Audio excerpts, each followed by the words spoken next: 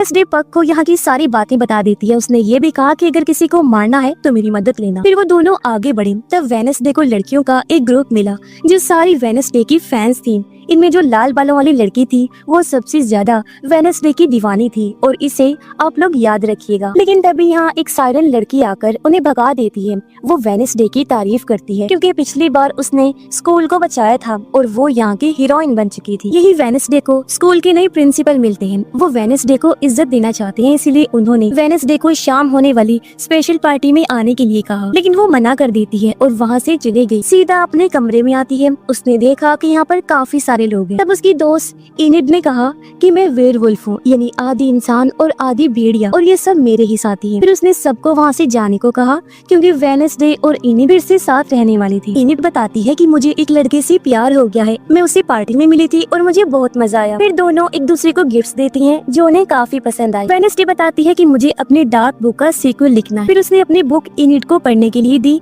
जो उसे काफी अच्छी लगी। अब इनिड का क्लासरूम वहाँ आ जाता है, लेकिन वेडनेसडे को कहकर वो उसे वहाँ से भगा देती है। उसने बताया कि मुझे अब ये नहीं कोई और पसंद है जो भी मेरी तरह वेयरवुल्फ है। यही उन दोनों को एक फोटो मिली जिसमें कोई वेडनेसडे पर नजर रख रहा था।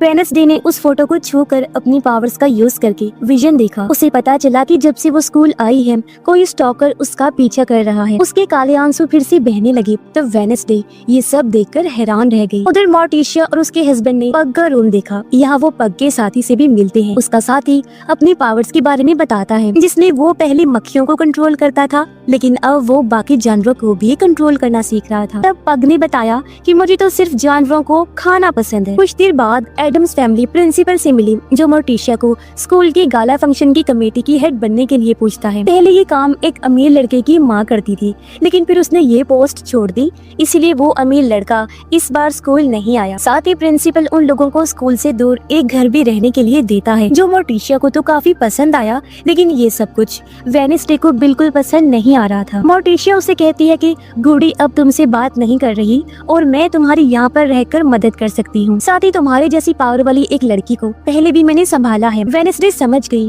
कि मोर्टिशिया अपनी बहन के बारे में बात कर रही है, इन्हीं वेडनेसडे की आर्ट के बारे में। मोर्टिशिया कहती है कि हाँ, तुम भी उसी की तरह हो जिसमें तुम दोनों की पावर्स भी सेम है। वेडनेसडे कहती है आपको मेरी नहीं पग की फिक्र करनी चाहिए। इतना बोलकर वो वहाँ से चली गई। मोर्टिशिया दुखी हुई और समझ लग गई थी उसे कि वेडनेसडे कुछ छुपा रही है और उसके साथ वो कुछ गलत होने देना नहीं चाहती थी। वेडनेसडे और थीम जंगल से वापस जा रही थी। वहीं पर उन्होंने पुलिस को देखा जो प्राइवेट डिटेक्टिव की लाश की जांच कर रही थी। नई शेरिफ ने पता लगवा लिया था कि कौवों ने उस पर हमला करके उसकी जान ले ली। तभी वेडनेसडे को हुडी में एक आदमी दिखाई दिया।